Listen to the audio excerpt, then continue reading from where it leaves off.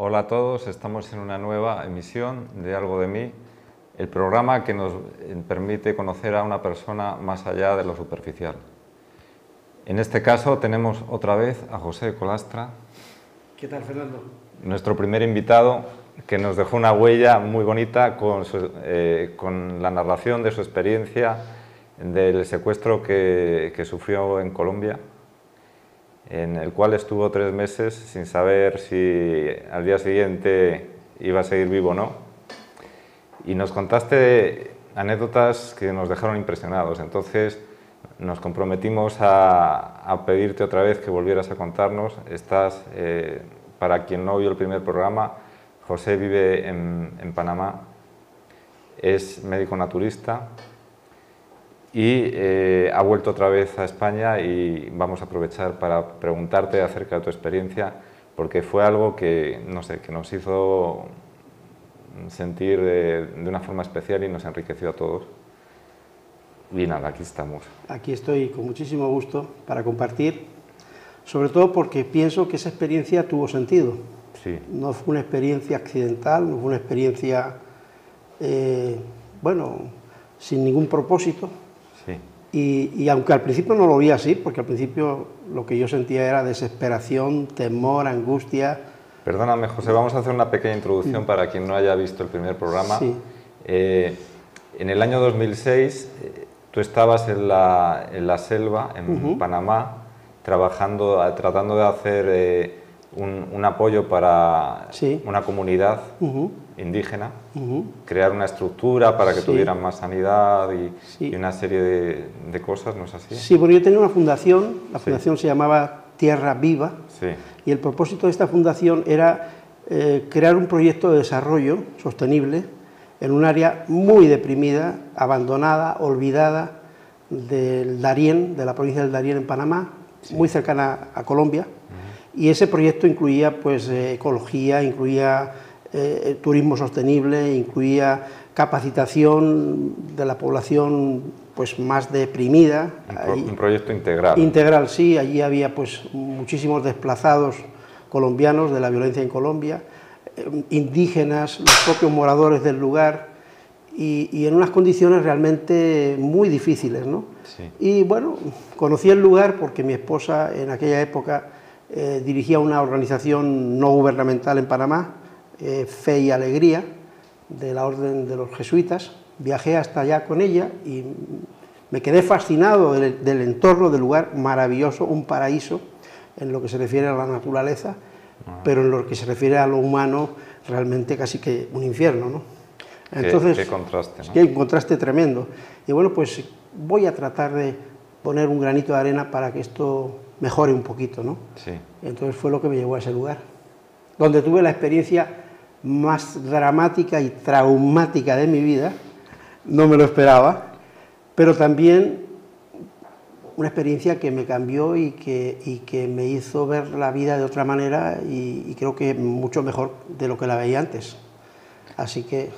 Entonces estás allí empezando a desarrollar ese proyecto, y un buen día, de buenas a primeras, aparecen un grupo de guerrilleros, te cogen a ti y a tu hijo y te llevan... Yo llevaba ya un año, estábamos haciendo un campamento base, pretendíamos crear una especie de refugio, de albergue, para poder hacer trabajos de investigación, trabajos de turismo sostenible, trabajos de conservación del medio ambiente. Y bueno, pues sí, llegamos un día al lugar donde estábamos desarrollando todas estas actividades, que estaba como 1 hora en embarcación del punto habitado más cercano, por el mar. Estaba mi hijo conmigo, mi hijo se dedica al cine, hace documentales, hace vídeos, y yo le pedí, él había presentado un vídeo en el Festival de Cine de La Habana, ese año 2005, con muy buena crítica, y de paso en Panamá yo le pedí que viniese conmigo a aquel lugar, a Darién, a la Ensenada de Guayabo, para hacer unas filmaciones del trabajo que estábamos haciendo. Y coincidió que la estancia de mi hijo, el primer día de llegada, pues en la tarde llegó esta gente y nos llevó a los dos. ¿El primer día que llegó tu hijo? Primer día, sí, estábamos allí los dos, habíamos llegado en la mañana, habíamos preparado el campamento con los colaboradores que teníamos, y ya viene la tarde, 7 de la tarde, ya de noche, yo estaba recién bañado en el río, pues me encuentro con que llega un señor vestido como militar o, bueno, paramilitar, sí, con armamento, me encañona y me dice que me vaya con él. Yo me quedé, te imaginas, ¿no? Que sí, ves la muerte ahí.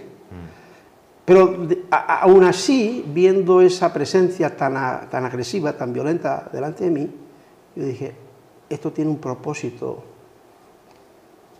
para algo. O sea, no enfoqué a ese tipo no solamente como un enemigo, sino como alguien que me iba, que iba a tener una, ¿cómo te diría yo?, una trascendencia en mi vida. Pero él no venía solo, ¿no? No, venía en un grupo, Y recuerdo que nos comentaste que intentaste convencerles de que era un error y que casi los convences. Pero claro, sí, ellos habían detenido éramos un grupo como de 17, 18 personas, ¿verdad?, que estaban conmigo. Y me llevaron a mí, a la tienda de campaña donde estaban ya mis cosas y demás, y vieron los efectos personales de mi hijo, que estaba también en otro camastro al lado, ¿no? Sí. Y entonces me preguntaron, y digo, pues es mi hijo, bueno, pues que traigan también a su hijo y tal. Entonces, llévese todas las cosas, coja todas las cosas que va a necesitar porque va para largo la cosa.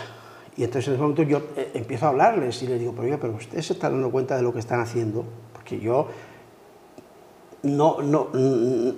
esta gente no sabe lo que está haciendo, porque aquí hay mucha gente que se va a perjudicar, mucha gente que tiene puestas sus esperanzas, su familia, su futuro, en este proyecto que estamos haciendo. Nosotros no somos ni inversionistas, ni millonarios, ni empresarios, estamos creando aquí un desarrollo para esta comunidad, y con lo que ustedes están haciendo, o que quieren hacer con nosotros, la vida de esta gente va a quedar rota.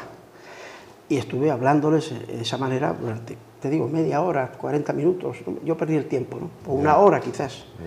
Y yo veía en sus caras que estaban asumiendo que lo que yo decía era verdad.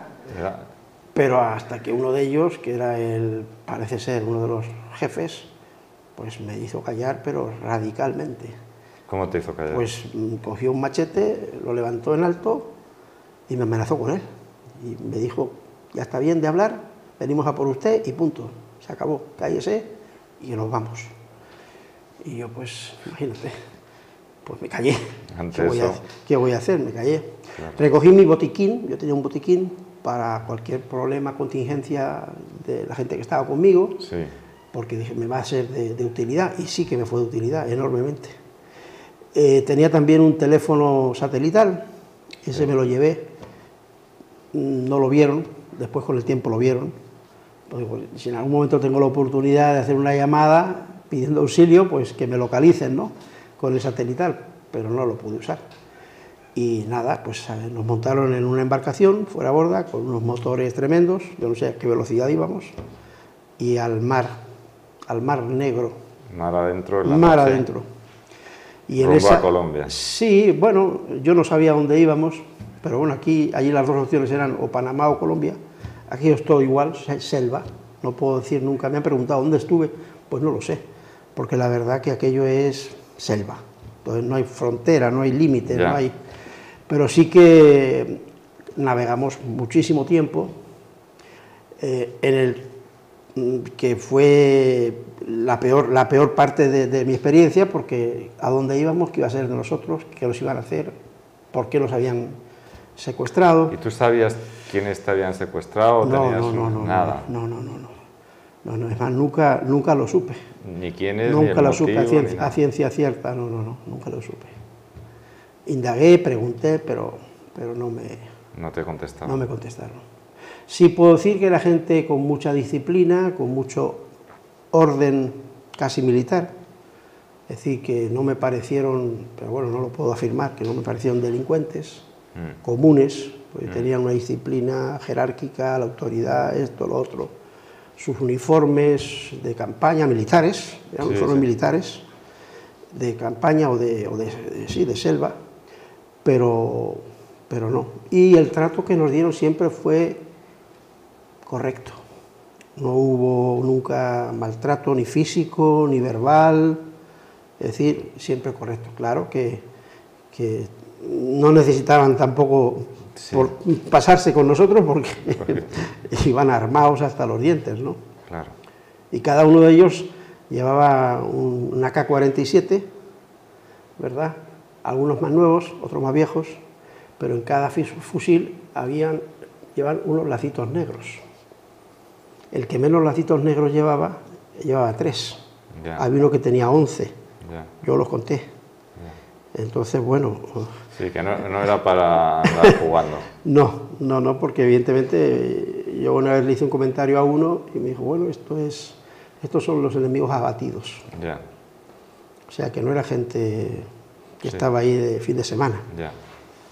Oye, yo recuerdo que cuando acabó la entrevista nos contaste después, ya fuera de cámara, a Ariel, a Curro y a mí, una experiencia de una larga marcha que tuviste, la historia con el guerrillero que llamaban el Diablo. Cuéntanos eso, porque realmente... Bueno, es que estas experiencias son verdaderamente extremas y entonces tú te das cuenta de lo que tú puedes llegar a ser, o te conoces mucho más a ti mismo y también conoces muchísimo más de la naturaleza humana. Yo soy médico, llevo 30 años de profesión y he visto miles de personas y nunca dejo de sorprenderme porque siempre encuentro un matiz, una identidad, una personalidad diferente, ¿no? Claro que esto era diferentísimo a todo lo que yo había vivido antes, ¿no? Pero en una experiencia extrema como esta, también observas que pueden haber valores. A mí me interesa muchísimo el tema de los valores humanos, y donde menos te lo piensas surgen los valores. Entonces, pues sí, había un personaje que todos los demás le reconocían con el apodo de Diablo. Bueno, ese apodo se lo había ganado, ¿no? Se lo había ganado muy bien, porque era un tipo que infundía, no digo ni siquiera respeto, un poquito de miedo. Miedo. Sí. Es más, el día que llegamos, que nos desembarcan de la embarcación y nos llevan al primer campamento donde estuvimos, recién salíamos del río y entrábamos en tierra firme, el tipo ese estaba esperándonos ahí y empieza a rezar, o a declamar. Y él era de noche y nos hacen empezar a caminar y el tipo iba declamando: Dios te salve María, llena eres de gracia, el Señor es contigo, bendita tú eres entre todas las mujeres. No, en la hora, es que no me acuerdo muy bien cómo es, en la hora de nuestra muerte. De todas las mujeres. Esa es la oración, ¿no? La salve. La salve. En la hora de nuestra muerte, amén. Sí. Y lo que termina diciendo es la hora de nuestra muerte. Y yo digo, nos van a matar. Este está rezando porque nos van a matar. Cada uno con su tema. Pero claro, o sea, así nos recibió. Ya. Tipo así, pero rezando eso. Sí, sí. Bueno, total, que este señor era un tipo muy, muy peligroso. Y no se paraba ante nada. Era el que les animaba a todos ellos cuando estaban un poquito decaídos. En algún momento que tuvimos que hacer una escapada a toda prisa porque había peligro, había, pues no sé si policía o ejército o lo que fuera en las cercanías, este nunca quería retroceder. Este siempre quería presentar batalla, pero ¿qué vamos a cambiar? Vamos para adelante contra ellos y nos abrimos paso como sea. Bueno, no era el jefe, ¿verdad? Pero él siempre estaba... Era líder. Era líder, sí. Y un día yo lo veo callado, no hablaba, siempre iba comentando cosas, haciendo chistes, bromas, en voz alta, era muy bozarrón, ¿no? Callado, mirando para el suelo, para el piso, reservado, huraño. Qué cosa tan rara, este hombre que siempre es expansivo, es bromista, etcétera.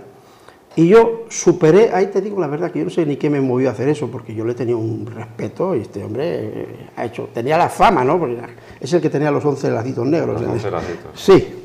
Entonces digo, este hombre... Pero yo, mira, me pudo más y dije, a este hombre le pasa algo. Mi instinto profesional de médico, a este hombre le pasa algo. Y me pudo más eso que el miedo que le tenía. Y me lo acerqué, íbamos en una marcha, y le digo, Diablo, ¿qué te pasa? ¿No te encuentras bien? Me mira así, y se echa la mano a la mandíbula y dice, ay, doctorcito, tengo un dolor de muelas, que no puedo ni mover la quijada, no puedo ni hablar. ¡Qué dolor de muelas! Digo, hombre, habérmelo dicho antes, yo tengo un medicamento en mi botiquín que te va a ayudar. Ay, sí, doctorcito, porque aquí no tenemos nada para eso. Digo, claro que sí, ven para acá. Pues abro el botiquín y le doy un analgésico, se lo di doble. A los 40 minutos, 50, el hombre estaba como siempre, ya, bromeando, sonriente, hablando con todos, y que bueno, que el doctorcito le había quitado el dolor de muelas y tal. Mira, eso fue, ¿cómo decirte? No sé, ese acto así, instintivo casi. Sí, espontáneo. Espontáneo, que yo lo hice simplemente porque vi que este hombre estaba tan mal, que después, mira, me lo devolvió con creces. Más adelante estábamos en una etapa durísima, estábamos atravesando una zona pantanosa, nos hundíamos en el lodo hasta las rodillas. ¿Cuánto tiempo llevabais de marcha? Pues a esas alturas llevamos como 12 días. 12 días. 12 días, a 8, 9, 10, hasta 11 horas diarias de marcha, en la selva. En la selva. En las montañas. Ríete tú del Camino de Santiago. Bueno. Subir montaña, bajar montaña, subir montaña, bajar montañas, cruzar ríos por troncos. Bueno, yo que veía un río y veía el tronco, no voy a poder pasar, porque ellos pasaban con una facilidad tremenda, como si fueran, ¿cómo se llaman?, malabaristas. Ya. Pero yo decía, bueno, es que el río abajo, a veces crecidos por lluvia, los troncos húmedos con moho. Una vez dije, no puedo. Lo pasé, pero sentado sobre el tronco. Ya me quedé a la mitad. Y ya no podía aguantar más del cansancio también extremo, ¿no? Claro. Malnutrición. 12 días comiendo poco. Nada. Con esa marcha y con esa presión psicológica, la verdad es que es una prueba... difícil. Y el calor. El calor, los bichos... Los bichos, todo. Me imagino que dormir mal, porque... Dormir fatal. No teníais cama de hotel, precisamente. No. Habilitaban lo que llaman unas caletas en el piso. Si nos quedábamos solamente una noche, simplemente en el suelo ponían 4 bambúes, los cruzaban así como en un cuadrado, ¿no? Hacían una especie de rectángulo ahí. Ahí los rellenaban con hojas de lo que fuera, de palma, ¿eh? Encima le ponían un plástico y eso era la cama. Para que no, la humedad no... Sí, eso era la cama. Y luego arriba ponían una lona o un plástico igual, y luego una mosquitera alrededor, para que los mosquitos no nos... Esa era la cama. Y cuando quedábamos más días, entonces hacían un camastro, lo levantaban del piso, con 40, 50 centímetros, y esa era la cama. Ahí es donde hacíamos la vida. Entonces, lo que te contaba de este hombre es que llevamos, bueno, eso fue como 10 días después, por un pantano, hundiéndonos hasta las rodillas. Llevábamos caminando por ese pantano como 2 horas. Eso es lo más agotador que te puedas imaginar. O sea, caminar en lodo. Claro. Y yo ya no podía más. Ya estaba muerto. Ya yo digo, me muero aquí, me dejen aquí, yo no puedo seguir, ya me fallan las fuerzas. O sea, tú ya te estabas dejando morir, ya no podía. Te dabas por vencido. Me daba por vencido, es que era imposible, yo no tenía fuerzas para seguir por ese camino. Y se me acerca el diablo y me pregunta, doctorcito, ¿qué le pasa? Digo, mira, diablo, es que yo no puedo más, yo estoy muerto ya, esto es imposible para mí. No se preocupe, doctorcito, súbase en mí. Súbase en mí, que me suba en ti, sí, súbase en mí, que yo lo llevo. Oye, me subí en él y estuvimos caminando 1 hora más. ¿1 hora? 1 hora más, yo cargado encima de él. Pero ese hombre debía ser un... No te puedes hacer idea, era fibra muscular, era un tipo... Tú no pesas 60 kilitos. No, yo había perdido mucho peso entonces, pero bueno, todavía pesaba. Bueno, ¿cuánto mides? Sí, yo mido 1,83, 1,83, sí, pero en aquella época, no, yo había perdido pesos, pero 80 kilos... No, que va, yo tenía más, yo tenía como 90 kilos de peso. 90 kilos. 90 kilos, que es mucho peso. Y te cargó una hora por el pantano. Por el pantano, me cargó 1 hora por el pantano. Increíble. Yo digo, he ido subido a hombros del diablo. El diablo me salvó. Se compadeció de mí. ¿Por qué? Porque le curaste un dolor de muelas. Porque le curé un dolor de muelas. Se compadeció de mí, el diablo, Dios mío. es una cosa anecdótica, ¿no? Pero yo veo siempre el doble sentido de las experiencias, ¿no? Y fue algo increíble. Y esa y muchas otras anécdotas, ¿no? En otra ocasión, yo, claro, tanta humedad, tanta lluvia, tanto lodo, yo tenía unas botas, nada más, esas botas... De goma, de estas... Sí, no, llevaba unas botas, no, en esa época llevaba unas botas de trekking. Yo he hecho Camino de Santiago y me llevé mis botas de trekking allí a Panamá. Yo tenía experiencia en caminar, pero no así, como esa vez, ¿no? Claro. Entonces, claro, el asunto es que las botas mojadas no se secaban. O sea, la atmósfera de la selva es tan húmeda, la lluvia, los ríos, o sea, yo las dejaba en la noche húmedas y al día siguiente cuando las ponía pues estaban exactamente igual. Entonces, imagínate ese problema de hongos, terrible, terrible. Y hubo un momento en que yo casi tampoco podía caminar por el dolor de los pies. Y había un río, ese no fue Diablo, fue otro. Y me dijo, doctor, usted no puede cruzar. Digo, es que me dolían los pies enormemente. Y me dijo, no, yo no puedo. Venga, doctor, otra. Bótese en mí. Y otro tipo me cruzó el río, un río bastante... Me cargó, porque estaba lleno de guijarros el río. Era un río que no era de mucha altura, pero todo el fondo eran piedritas. Y era horrible pasar. Entonces me cargó y me llevó al otro lado. Bueno, son... O sea, que te viste muerto más de una vez, me imagino. Pues sí, sí, claro que sí. En una situación extrema, eso sí, extrema. Pero, bueno, algo siempre me ayudó a seguir adelante. A seguir adelante, ¿no? Sí. Yo no pensé que yo iba a poder resistir esa experiencia, ¿no? Pero bueno, en otra ocasión nos quedamos sin comida. 3 días sin comida. 3 días sin comer, sí, se agotaron los víveres.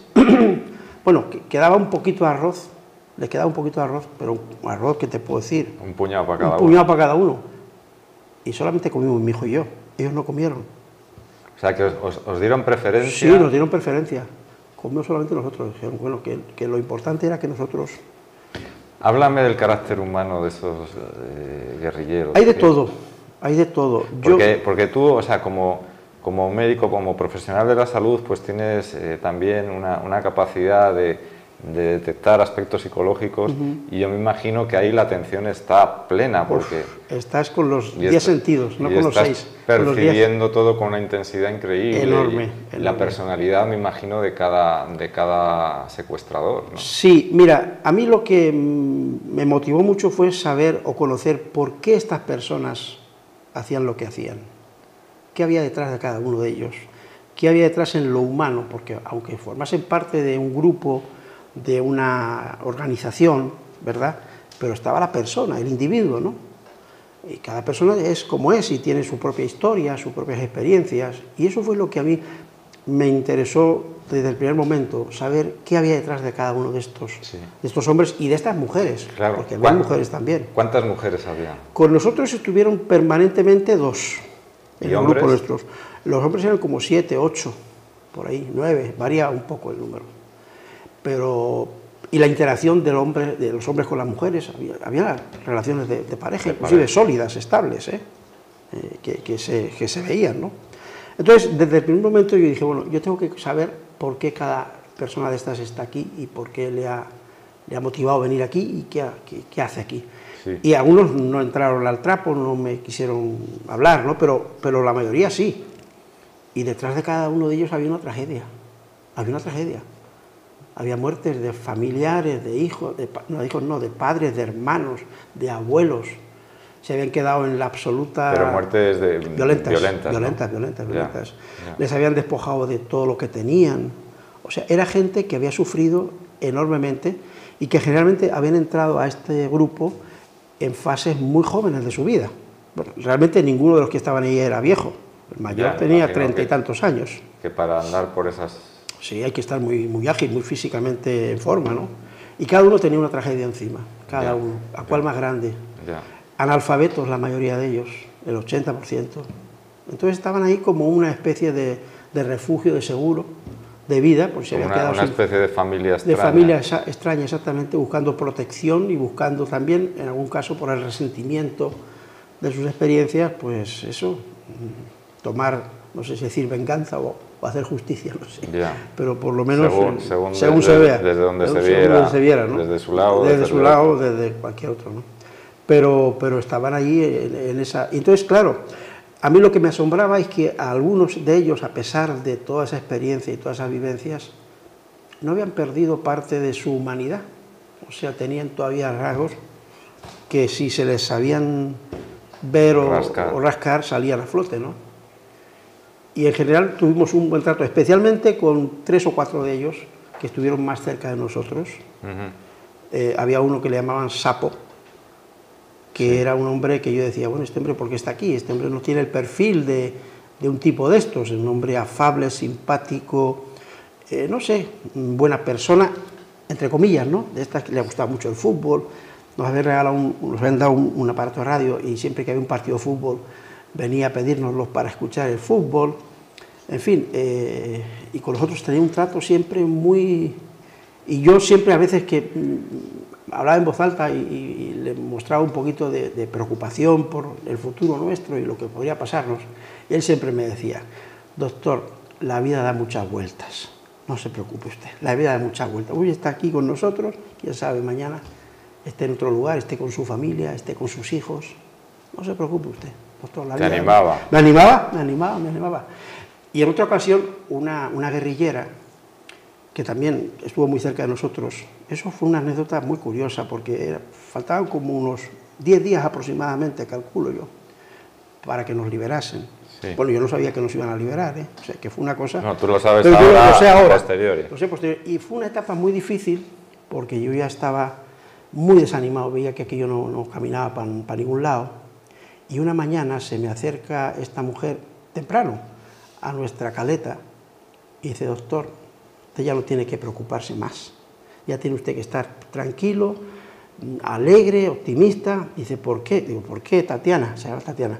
¿Por qué, Tatiana? Dice, porque he soñado que a ustedes les liberábamos. Llegaba la orden de liberarles. Digo, hombre, qué bien, Tatiana, qué ánimo me das, qué buena eres. Dice, no, doctor, no se ría. Dice, todo lo que yo sueño se cumple. Así me lo dijo, pero tan convencida y tan seria. Todo lo que yo sueño, yo sé cuando sueño y se va a cumplir y cuando no se va a cumplir. Todo lo que yo sueño se cumple. Les vamos a liberar. No sé cuándo ni cómo, pero les vamos a liberar. Así que quédese usted tranquilo. Pasaron como 10 días y efectivamente nos liberaron. Así que la pena es que no le pude dar las gracias a esta mujer porque cayó enferma, estaba un poquito delicada y supe por su compañero, esta tenía compañero sentimental, supe que salió del campamento, la llevaron a algún otro sitio y supe por su compañero que habían visto que estaba embarazada. Ya. Y para ellos eso es totalmente prohibido. Imagínate, en esas condiciones. No pueden quedarse una mujer embarazadas. Tienen que tomar todo tipo de medidas, de precauciones, pero ellos parece que las tomaron, pero no funcionaron. Y entonces parece ser que tuvo que abortar, o la hicieron abortar, y ya no la volvimos a ver. Me dio mucha las gracias cuando ya supe de que nos iban a liberar. Ya. Pero bueno, le dije a su compañero, bueno, dale las gracias a tu compañera de que su sueño se cumplió. Ya. Y bueno, pues así, muchas cosas, ¿no? Y la anécdota también del sapo. Ah, esa fue muy buena. Igual, un día por la mañana, ellos tenían como el mundo onírico tan presente como el mundo de la conciencia ordinaria de nosotros, sí. Como el mundo real. Es una cosa impresionante, porque esa gente, a fuerza de vivir en ese medio, se les desarrollan capacidades. Y una mañana, el que me viene a ver, me llaman, que quiere verme, es Sapo, otro de los, que le gustaba el fútbol, que vaya a verle que se ha levantado muy mal. Entonces voy a verlo a su caleta y me lo encuentro al hombre que no podía ni moverse. O sea, estaba completamente paralizado de cintura para abajo. O sea, no podía ni incorporarse. Un dolor y una sensación que no podía. Y entonces me quedo con él, ¿qué te pasa, Sapo? Ay, doctor, que he tenido un sueño malísimo. Pero bueno, un sueño te puede dejar así. No, doctor, es que he tenido un sueño malísimo. Me estaban persiguiendo nuestros enemigos. Me estaban persiguiendo, yo me les escapaba. Parece que no había vivido una experiencia como esa y se había escapado realmente, pero en esta del sueño, tipo, no se escapaba. Y después de huir, lo atrapaban. Y cuando uno de ellos levantaba un machete para en el sueño, para cortarle la cabeza, él se despierta. Con esa impresión. Con esa impresión. Y en ese momento él quiere levantarse y no puede. Oh. O sea, tenía toda la cintura absolutamente bloqueada. Bueno, en medicina china, claro, el miedo paraliza los riñones. Los riñones. Y bloquea las lumbares. No podía moverse, Fernando, no podía moverse. Y era un hombre de una agilidad y de una fuerza física impresionante. Impresionante. Como subía ese hombre a las palmeras, a los árboles. Era algo como un mono. Bueno, digo, no te preocupes, Sapo, que esto te lo voy a curar yo. Te lo voy a curar en 4 días, le dije. Yo de atrevido que soy. Pero yo sé que ese tipo de seguridad también es buena para el paciente. Para el paciente. Sí, sí, para que, bueno, me transfiera a mí la cuestión de que yo le ayude a curarse. Y yo, esos 4 días restantes, empecé a hacerle un trabajo energético, con ciertos puntos en el cuerpo, con cierta imposición de manos en ciertas zonas donde estaban absolutamente bloqueadas. Oye, y día por día, el mejor y mejor. Y al 4.º día, como le dije, el tipo estaba saltando otra vez.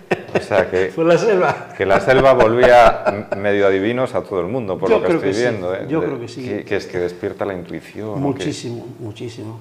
Sí, sí, muchísimo. Es otras... Digo que es nuestro cerebro primitivo, a lo mejor, el que se... Ya, el cerebro reptil, se pone en efectivamente, acción, ¿no? porque es un estado de supervivencia permanente, ¿no? Claro, claro. Y se aguzan los sentidos, se abren. Se agudizan. Sí, sí. ¿Qué? Y digo, a fuerza de estar tiempo y tiempo, empiezas a establecer ese tipo de relaciones que son, bueno... Personales, humanas. Pero además, yo digo que hasta míticas. Porque en la urbe, en la ciudad, lo mítico ya no existe. Claro. Pero en esos lugares... Porque al principio puede parecer que es el síndrome de Estocolmo, pero en realidad lo que hay es una vinculación humana profunda, ¿no? Bueno, sí, a mí me han preguntado eso también acerca de, bueno, yo no sé si soy síndrome de Estocolmo. Yo lo único que hice fue vivir lo que tenía que vivir.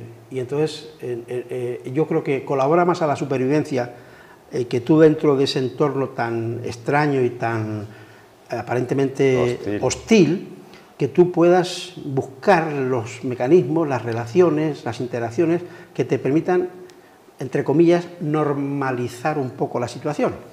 Sí, sí, eso desde el punto de vista psicológico tiene todo el sentido, porque desde el momento en que te aíslas, tus posibilidades de supervivencia, no solo físicas, sino psicológicas, son mucho menores. Mucho menores, o sea, yo en digo... el momento en que te integras en la red social que hay ahí, sea la que sea, tu posibilidad de supervivencia aumentan. O sea, no teníamos ahí nadie que nos pudiese ayudar, nada conocido, ninguna referencia, ningún amigo, ninguna información. Lo único que teníamos era selva y estas personas. Y secuestradores. Y secuestradores, enemigos. Entonces, pues no quedaba de otra. Yo me acuerdo que la otra vez dijiste algo muy bonito, que fue que tú... perdonaste y ayudaste a tus enemigos y que eso te ayudó a ti mucho. Yo sentí justamente, primero la compasión, ¿no? Cuando conocí a fondo el drama de cada uno de ellos y la vivencia y la experiencia y además el hecho de que tenían que quedarse ahí de por vida, o sea que eso no era negociable. Entonces comprendes... Qué fuerte lo que acabas de decir, sí, es que es como una cárcel exterior, ¿no? Exactamente, de por vida. Porque ahí no había la posibilidad de tener familia ni una gran cantidad de actividades sociales, sino que simplemente estaban en modo supervivencia hasta que acabaran con ellos. Exactamente. O las enfermedades los agotaran, ¿no? Entonces, qué vidas tan duras. Durísimo. Entonces, en ese proceso entra como una fase de que, bueno, compasión y por otro lado decir, bueno, estas personas son víctimas, tan víctimas como yo, o quizás son más víctimas que yo. Ya. ¿Verdad? Yo puedo tener la esperanza, y eso es un aspecto muy importante, ¿no? No perder la esperanza. Sí, sí. Yo puedo tener la esperanza de que esto termine algún día, como de hecho fue, pero ellos ¿qué esperanza tienen? Ellos no tienen sino el deber, el sometimiento a esa vida para siempre. Entonces, son realmente más víctimas que yo. Han perdido mucho de lo que tenían en su vida. Familiares, casa, pueblo, amigos, ¿verdad? Porque entran ahí y ya cortan todo con el exterior, ¿no? Y luego pues viven al día no sabiendo si al día siguiente van a morir o la semana que viene. ¿Y no crees que existe a lo mejor la posibilidad de que en algún momento se reinserten en algún...? Ojalá, ojalá, ojalá las condiciones de vida en ese entorno permitan eso, ¿no? Porque realmente el sufrimiento que yo siento que esa gente tiene interior es muy grande. Aunque no lo reconozcan, ¿eh? No lo van a reconocer jamás. Que a mí esto me hace ver que qué importantísimos son los procesos de paz y las mediaciones, porque de la violencia todo el mundo sale dañado, pero tremendamente dañado. Sí, yo siempre, desde que lo oí alguna vez, me he hecho mía una frase de Federico Muñoz Zaragoza, español universal, que fue director de la General de la UNESCO. Sí, lo conozco a Federico. Dijo Federico: no hay caminos hacia la paz es el camino. Y yo estoy absolutamente convencido de que la paz es el camino. No, cualquier cosa que se haga a favor de la paz, cualquier negociación, cualquier, cesión, entre comillas, es necesaria, es buena, porque lo que hay del otro lado es un infierno que no tiene fin, ¿no? Entonces, la paz es el espacio más necesario, más importante que el ser humano pueda tener, para que luego se desarrolle todo lo demás. Efectivamente. Y bueno, yo creo que algo de paz colaboramos mi hijo y yo, porque donde había violencia, donde había rencor, donde había resentimiento, donde había desconfianza, nosotros generamos otra dinámica. Otro vínculo. Sí, hicimos una escuela, les enseñamos a leer, a multiplicar, a sumar, a restar, a dividir. Pues qué bonito, ¿no? Todos los días. Todos los días. Todos los días. Eran analfabetos. Yo pasaba una consulta médica todos los días, venía gente de otros lugares a atenderse conmigo. Venían, o sea que sí, aparte de los que estaban ahí, los guerrilleros se corrió la voz de que yo atendía, y entonces venían a que yo les diese mi consulta. Consulta en la selva, no puede ser más exótico, ¿no? Consulta en la selva. Y bueno, fíjate qué dinámica se estableció, que unos días antes de ser liberados, para celebrar nuestra liberación, nos hicieron una fiesta. Montaron un guateque en la selva. Qué bueno. Increíble. Un día yo empiezo a ver a una caravana de estas de porteadores, como las que salen en las películas de África, con cosas encima de la cabeza que van llegando, van bajando bultos, allí en medio de la selva, y cuando abren los bultos veo que son bocinas, altavoces, un grupo electrógeno, un equipo de música, y los distribuyen todo aquello, luces, bombillas. Bueno, y yo digo, ¿esto qué es? Y cuando ya pregunto a uno de ellos, no, esto es para esta noche tenemos una fiesta, para despedirles a ustedes. Bueno. Y en la noche pusieron aquello en marcha, la música, los vallenatos, la música... Y había calimochos, porque eso parece... Eso no, pero bueno, llegaron más personas, bueno, y hasta una guerrillera me sacó a bailar a mí. Oh, bueno. Y a mi hijo, por supuesto. Confraternizando con el enemigo, ¿eh? No, yo decliné la invitación porque yo, la verdad que no estaba para bailar. No estabas. Yo no estaba con ese humor, ¿no? No, pero doctor, pero anímese, ¿qué tal? ¿Qué cuál? ¿Y tu hijo? Mi hijo sí bailó algo, sí. Mi hijo sí bailó algo. Así, montaron una fiesta. Un guateque. Un guateque en medio de la selva. Con luz, con música, con todo. Pues qué bonito, ¿no? Acabar una experiencia así. Oye, yo te quiero preguntar, antes de que acabemos, ¿qué consecuencias tuvo esta experiencia tan intensa en tu vida a nivel personal y también cómo lo has reflejado en tu vida material? Porque yo sé que detrás de eso ha surgido algo. Sí, yo deseé, después de pasar esto, decir, bueno, cambia tu perspectiva y tu visión, o sea agudiza, ¿no? Bueno, yo tengo que colaborar precisamente a eso, a la paz interior, ¿no? A la curación del cuerpo, de la mente, pero sobre todo del alma. ¿Sí? Sobre todo del alma. ¿Y cómo lo hago? Yo siempre volví a Panamá, o sea, estuve un año en España con mi esposa, panameña, porque me aconsejaron de que me viniese para acá, pero yo no podía, yo no me hallaba aquí. Yo estuve aquí un año y al final dije, yo tengo algo que hacer allá y lo voy a hacer. Y retorné a Panamá. ¿Y cómo lo hago? Bueno, pues decidí crear un centro, un espacio, un lugar en el que poder dar servicio a las personas que buscasen precisamente eso, la paz interior, el equilibrio entre la mente, el cuerpo y el alma. Y se me ocurrió crear en un espacio, un lugar muy espectacular y muy apropiado en el centro de Panamá, en las montañas, en una caldera de un volcán, se llama el Valle de Antón, pues este espacio. Le puse el nombre de Cariguana Spa. ¿Y Cariguana por qué? Cariguana porque es una montaña que tengo justo enfrente, es una montaña, es un volcán, un pequeño volcán, tiene la forma o la cara de una iguana. Ah. Y entonces los lugareños del lugar le llaman cara de iguana, Cariguana. Y yo dije, bueno, pues le voy a hacer un testimonio y un homenaje, un reconocimiento a este lugar, a este espacio, y le voy a poner a este centro el nombre de Cariguana. Y spa, porque es un lugar donde hay agua termal natural. Spa, en latín significa saluten per aqua, spa, la palabra spa. No sabía. Ese es el origen, saluten per aqua. Entonces es un lugar que tiene aguas termales naturales. Yo tengo agua termal natural ahí.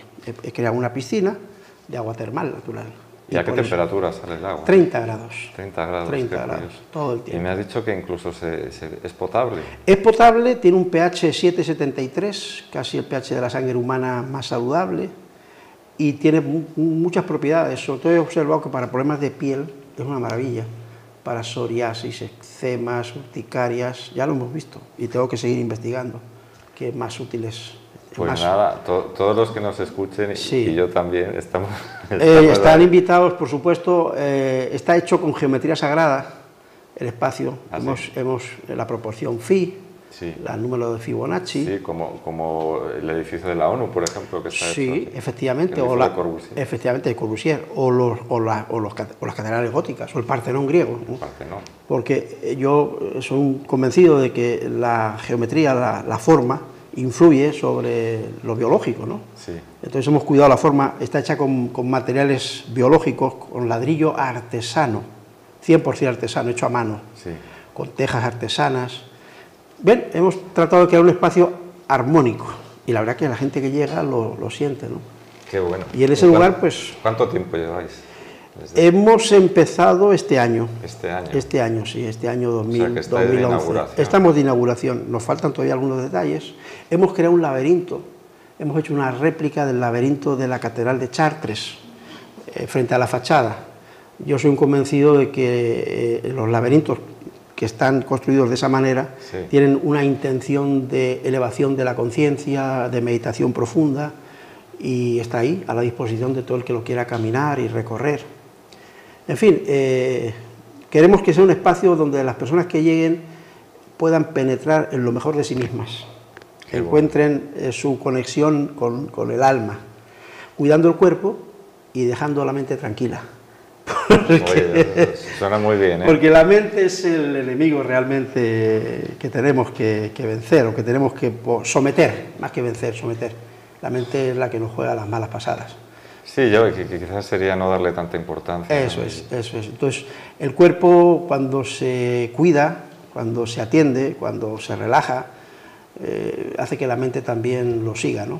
Y si en ese contexto tienes además la posibilidad de elevar tu conciencia, de hacer meditación, respiración en un entorno favorable, ese lugar es maravilloso, ese lugar es un paraíso de las aves, de las plantas. Hay cientos de especies de pájaros diferentes. Vienen de todo el mundo a hacer observación de aves a este lugar. De mariposas, bueno, las mariposas son una belleza. Yo el otro día me sorprendí al levantarme en la mañana que veo en la puerta de entrada principal del spa, que es de madera, una madera que le llaman allí cedro espino, sí. Y veo una forma así, cuando me quiero acercar más, era una mariposa, pero una mariposa mimética, que tenía un color en su ala exactamente igual que el color de la puerta, sí. Hasta con las vetas de la madera. Como los camaleones, que igualito, podía cambiar de color. Pero en mariposa. Qué maravilla. En mariposa. Bueno, pues con esta imagen nos vamos a quedar. Sí. Y bueno, pues ya sabemos que todo el que desee tener unas vacaciones saludables y llenas de belleza podrá ver, me imagino, tu página web, que tenemos una página web. Estará apareciendo en el programa. Y te voy a pedir que, para finalizar, aunque ya nos comentaste acerca del final del secuestro, sí. Que nos digas 2 palabras de cómo fue el desenlace. Bueno, el desenlace fue... bueno, hay también algo increíble ahí. O sea, yo tuve una especie, como decir, como de... no sé si llamarlo sueño o visión. Tuve la certeza de que en determinado día, que marqué inclusive en la agenda, nos iban a liberar. Fue el 8 de abril de 2006. Se lo dije a mi hijo. Y que iba a ser importante el día 7... no, perdón, el 7 de abril, pero iba a ser importante el día 6 y el día 8. Sí. ¿No? Y efectivamente, el día 5 en la noche vinieron a decirnos que nos liberaban y que al día siguiente empezábamos a caminar, ¿verdad? Y que nos iban a liberar ese día siguiente. Vino inclusive el jefe de ellos a hablar con nosotros y a despedirse. Que nos liberaban de forma incondicional, no negociada, así nos dijeron, que había sido una decisión del grupo. No nos dijeron por qué, pero que nos liberaban. Y efectivamente fue así. Caminamos un día, nos liberaron al día siguiente y al otro día ya estábamos con la familia, ¿verdad? Pero lo más increíble de todo fue que justo en el momento en el que nos hacían entrega a unos pescadores en una playa, después de estar toda una serie de horas esperando a que llegasen, antes de abordar el bote de los pescadores, cada uno de los que estaban ahí, de los secuestradores, nos pidió perdón. Fernando, qué fuerte. Nos pidió perdón por todo el daño, el sufrimiento, la penalidad que nos habían hecho pasar. Nos pidieron perdón, uno por uno. Y dos de ellos, entre ellos este sapo, nos dijeron que no nos iban a olvidar en su vida.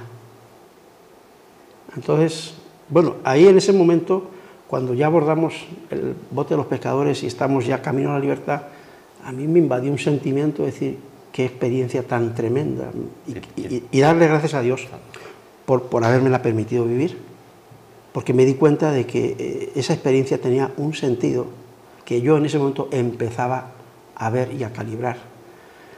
Yo, por supuesto, la alegría de volver a mi familia, a mi hogar, con mis hijos, con mi esposa, pero también la alegría de sentir que esas personas habían podido durante 3 meses tener una experiencia que les había hecho capturar y sentir la necesidad de pedir perdón.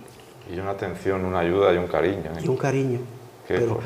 cuando un enemigo que te ha hecho daño y que basa su vida en hacer daño, te pide perdón por lo que ha hecho, ya el corazón de esa persona cambió.